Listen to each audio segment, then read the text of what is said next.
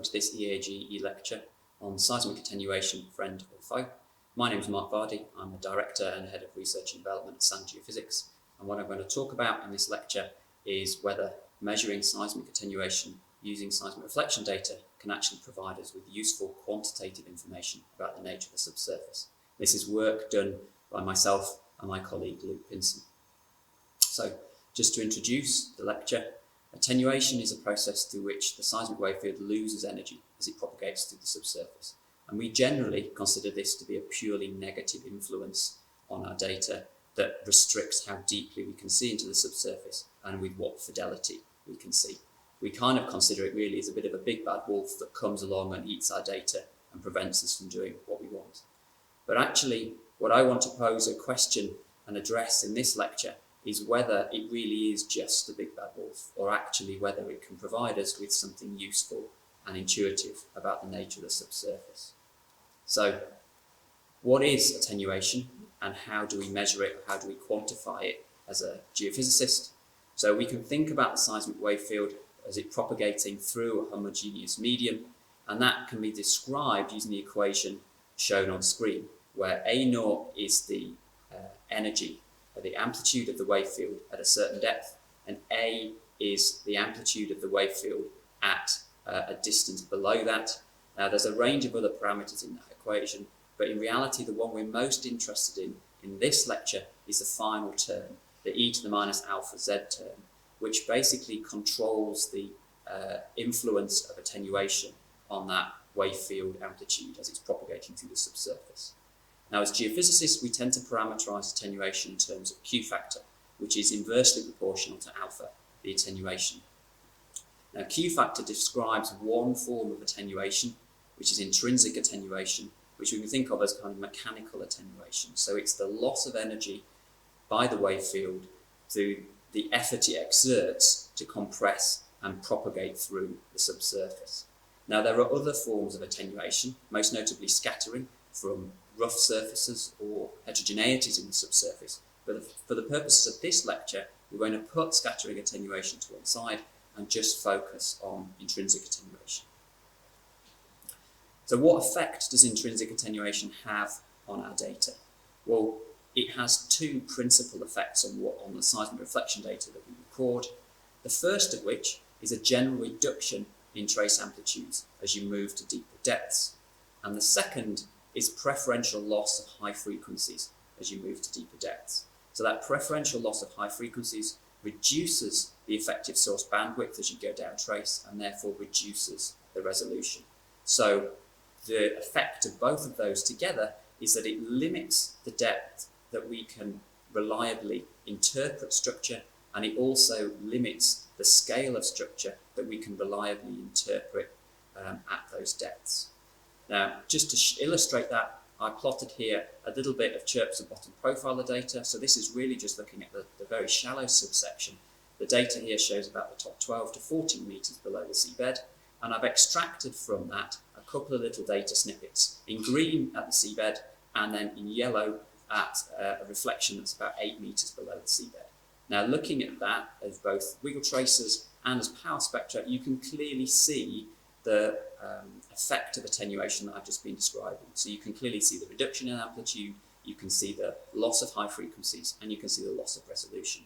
But one of the key things to note with this particular data example is that attenuation in this case is not catastrophic. We're still getting good interpretable data off the bottom of the trace as shown, and actually if we look at the data as a whole, we're actually seeing good interpretable data down to a depth of about 20-25 metres below the seabed.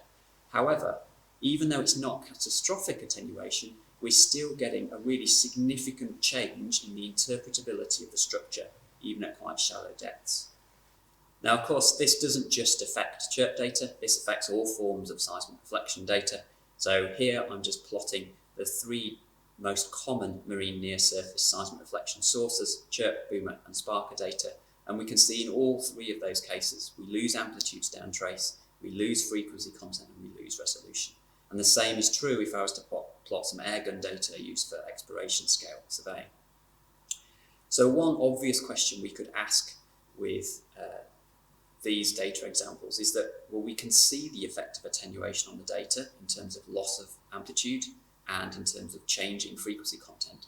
So can we use that changing properties of the data to make an estimate as to what the nature of the attenuation is in the subsurface? Can we use them to quantify Q factor? And the answer is yes, we can.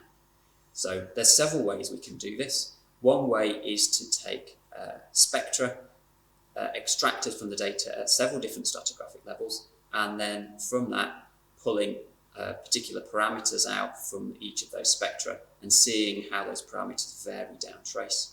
Now, useful parameters we might like to extract are things like the centroid or the peak frequency, and in which case here what we're looking for is the shift of those from high frequency to lower frequencies, as the lower frequencies are preferentially attenuated.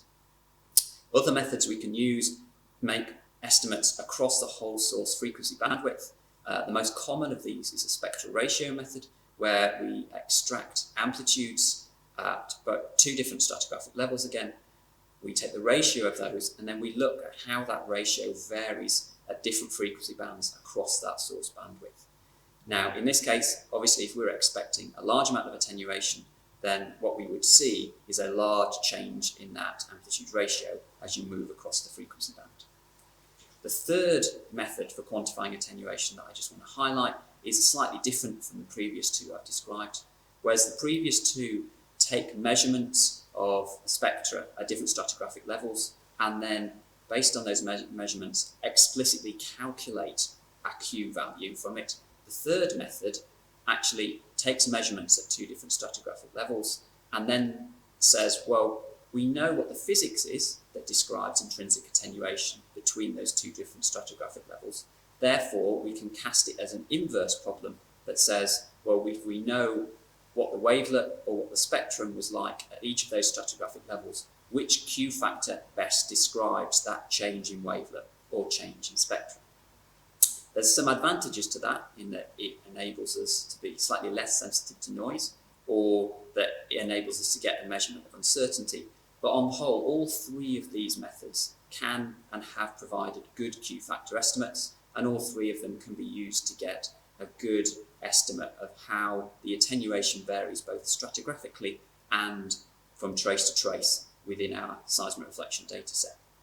So one of the obvious things we can do if we can quantify the attenuation and how it's varying stratigraphically and spatially is try and compensate the data to improve our imagery. So here we show the chirps and bottom profile of data that we saw a couple of slides ago. This time I've split the profile in two. So the left-hand 100 metres of it shows the raw data, and the right-hand 100 metres of it shows the compensated data. And we can straight away see that we've recovered quite a lot of amplitudes and also a certain amount of resolution of depth. So we then get a much better, much more interpretable structure down at that plus 10 metres below the seabed. What I also show are Gabor transform spectrograms extracted from the trace highlighted in yellow, both for the raw data and the compensated data. So this highlights how we're strengthening amplitudes across the frequency band right down the trace.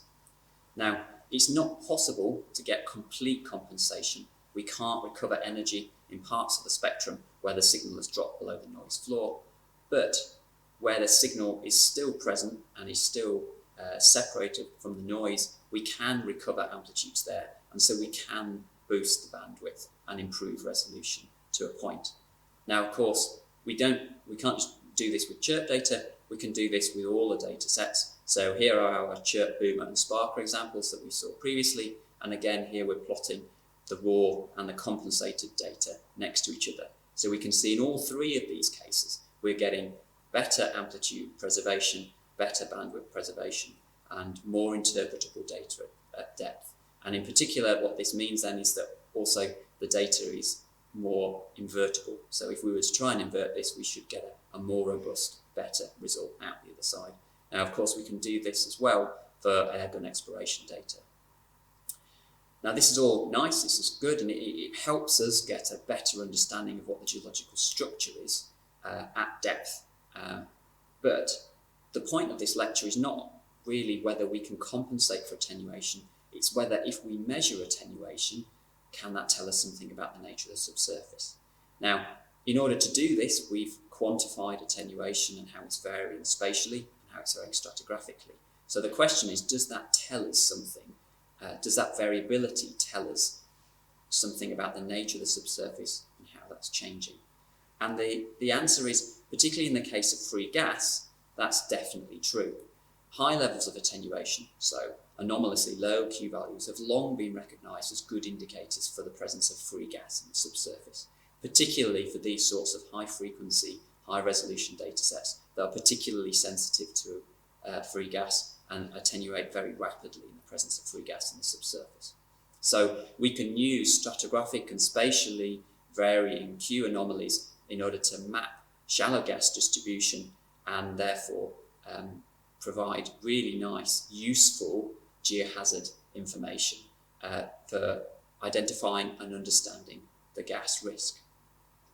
The data I show here is just a little example from a controlled CO2 injection experiment where we injected carbon dioxide into the subsurface where the red circle is and then monitored how it propagated up through the stratigraphy and pondered at different stratigraphic levels. So we were able to map that by looking for amplitude anomalies and look for high amplitude reverse polarity anomalies where it's the gas collected at different stratigraphic levels. But what we were also able to do was to map it in terms of Q anomalies. And we saw anomalous Q values where gas was moving through the subsurface. So in the example here, we can see that Q of about 56, where the gas is in the subsurface, and we move away from that, then we get a Q of 96. But free gas is not the be-all and end-all. It's very useful to be able to map it and to get a better understanding of where there is and isn't free gas. But what about cases where we've not got any gas and we've got more subtle variation in attenuation? What is that telling us about the nature of the subsurface? Well, if we want to answer that, one of the things we can do is we can go back to some work that was done in the 1950s, 60s, 70s and 80s, primarily in the Office of Naval Research in the US, where a group of researchers went out and took measurements of a range of shallow subsurface marine sediments at a range of different water depths, from deep water right up to the near shore, and they took physical properties and acoustic properties measurements of those sediments, quite often in situ, as well as some laboratory measurements. So what we can do is we can take that data set, we can stick it in a pot, stir it around a bit, and have a little look at what relationships come out when you start to look at cross-plotting physical properties and acoustic properties. And one of the major relationships that does pop out straight away is between Q, so attenuation, and mean grain size. And we see that there's a really strong bipolar relationship. So when you have coarse-grained granular sediments, so medium silts and upwards, they tend to associate with very low Q values, Q less than 75, so sediments that are highly attenuating. When you have finer grained sediments, so fine silts and clays, they tend to be associated with much higher Q values, typically Q above 100, but it can get up to 300, 400, 500, so very low attenuating sediments. Now that's really interesting, and it's such a strong bipolar relationship, it's worth trying to understand it a little bit more. And now if we look at the actual physical nature of those sediments on the grain scale, then I think we get a bit of a handle as to why we might be getting such a strong relationship. So here we're seeing scanning electron microscope images through a sand sediment in the bottom left corner and a clay-dominated sediment in the top right corner. Now, if we look at the sand sediment, you can clearly see the sand particles, but you can also see in black the pore space. And the key bit about the pore space here is it's highly connected. So what that means then is if you take this sediment and you pass a seismic wave through it, so you put it under compression, what that connectivity means is that the pore fluid in the pore space can move, and it can move independently from the grain skeleton. So as you compress it, essentially the pore fluid moves out of the way, and the grain skeleton compresses, so you get lots of grain-to-grain contact, lots of friction, and therefore lots of attenuation. Conversely, in the clay-dominated sediment, the pores are not so easy to spot. They're much smaller and they're much less connected. So with that sediment, if you pass a seismic wave through it and you compress it, the pore fluid can't move independently or can't move as independently from the grain skeleton as it can in the sand case. So here you then get less grain-to-grain contact and less friction, and therefore you generate less attenuation. So that essentially relationship between the amount of attenuation and the connectivity of the pore space is really interesting, and it's one that geotechnical engineers refer to as drained versus undrained behaviour of the sediments. A drained sediment will be one where pore space is highly connected, and so it will behave basically as if you are deforming a dry sediment. Whereas undrained sediment, the pore water, the pore fluid can't move independently from the grain skeleton, and therefore it will behave like you're compressing or deforming a fully coupled pore fluid and sediment matrix. Now, that's the fact that Q factor separates out sediment based on its mechanical behaviour is really interesting and potentially hugely useful, because that's analogous to how geotechnical soil classification is done. One of the most commonly used ways to classify a soil using geotechnical data is to go out and acquire cone penetrometer data, and then you can cross-plot the normalised tip resistance from the cone penetrometer and the normalised friction ratio, and depending on where the data plots on that cross-plot will tell you what kind of soil you're dealing with. Now, one of the things this plot does is it separates out sediment based on its lithology, based on its drained versus undrained behaviour. So on this plot, drained soils will plot in the top left corner, so soil classification 6s and 7s. If what I said on the previous slide was correct about Q factor, and we take some data where we have CPTs, so we can generate the geotechnical soil classification, and we also have seismic reflection data, so we can then calculate Q factor, then, and we plot that on here, colouring the data by Q factor, what we would expect to see is that low Q factors will plot up in the top right-hand corner. So these are oranges and reds.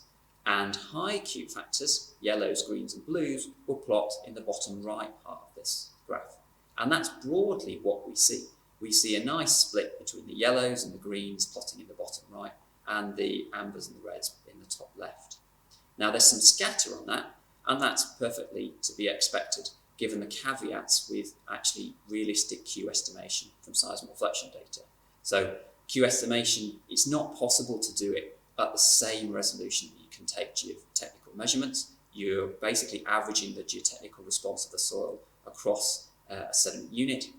There's errors associated with the Q factor estimate, larger errors than you get on the geotechnical soil classification. And also, Q factor is not particularly sensitive to the level of consolidation. And one of the things we have to remember is that this geotechnical plot doesn't just separate out soils on lithology, it also separates them out based on consolidation and cementation. Now we can see this lack of sensitivity of Q factor to consolidation by looking at this data, which is from the south coast of the UK. So this is a little bit of boomer data where we have fairly loose sands and gravels sitting at the bed, and underneath that an overcompacted siltstone and mudstone sequence. Now we can see from the Q factor here that it is completely dominated by the grain size. So the sands and gravels at the bed have very, very low Q factors, less than 40, whereas the siltstone and mudstone, despite the fact that it's overcompacted, has much higher Q factors, somewhere around about 150. The interesting thing though is, if we look at the P-wave velocity, which is the colour sitting over top of the seismic reflection data, then P-wave velocity and in turn impedance, which is directly related to it, actually are quite strongly tied to compaction. You do get some information about lithology there, so the sands and gravels of course are very high velocity, but notably the siltstones and mudstones also are very high velocity, about 1750 to 1800 metres a second, which is very, very high for a silty or clay sediment that's only buried 5 to 10 metres beneath the seabed. So those high velocities are telling us about the compaction of the sediment. So here, what we're seeing then is that we have one parameter in velocity or impedance that we regularly deal with, which is telling us about compaction with a little bit of information about lithology. And we have this other parameter, Q factor or attenuation, which we don't tend to deal with so much, particularly in the near surface case, that's telling us much more strongly about the lithological nature of the sediment. So an obvious question to ask is, well, can we use them together to tell us more about the nature of the subsurface? So if we come back to that geotechnical plot, on the left here we're showing the same plot that we showed previously. So here we're taking the geotechnical plot and we're overlaying it with Q factor estimates. So we can see that trend of high Qs to the bottom right and low Qs to the top left. Next to it, we're doing exactly the same thing, but we're overlaying it with impedance estimates.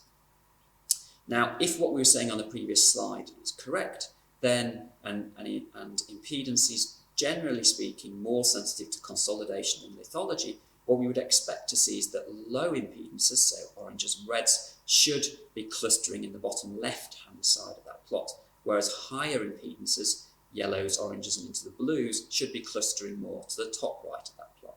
Now with impedance it's a bit more complicated because it does have some sensitivity to lithology, but broadly speaking we are seeing that sort of split, the bottom left to the top right split. So let's take this data then and let's flip it on its head. And instead of taking a geotechnical plot and plotting geophysical data on it, let's take a geophysical plot and plot geotechnical data on top. So now we are plotting Q factor against impedance, so two properties we can measure from the geophysical data, from the seismic reflection data, and we're colouring the data points by their soil classification. Now straight away we can see here that we are getting clusters of data points of different soil classifications. And we can start to put some boundaries on there and see how, by measuring the impedance and measuring the Q factor and then plotting those against each other, we can actually start to separate out sediments based on their mechanical behaviour. So we can pull apart gravels, sands, we can see where we've got finer grained sediments, and I think we can also start to see where we've got sensitive sediments. So I think the key point here is that on one hand, we've got a property in impedance or in P-wave velocity that we regularly deal with. If we then add into that Q factor, we have a means to be able to tell us about the nature of the subsurface purely from the geophysical data.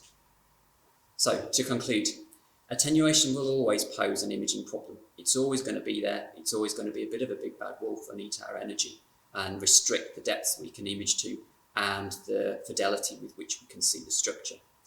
However, what we've shown is that even for single channel or short offset marine near surface seismic reflection data, we can still, with careful processing, lessen its impact, improve the interpretability and improve the inversion potential of the data.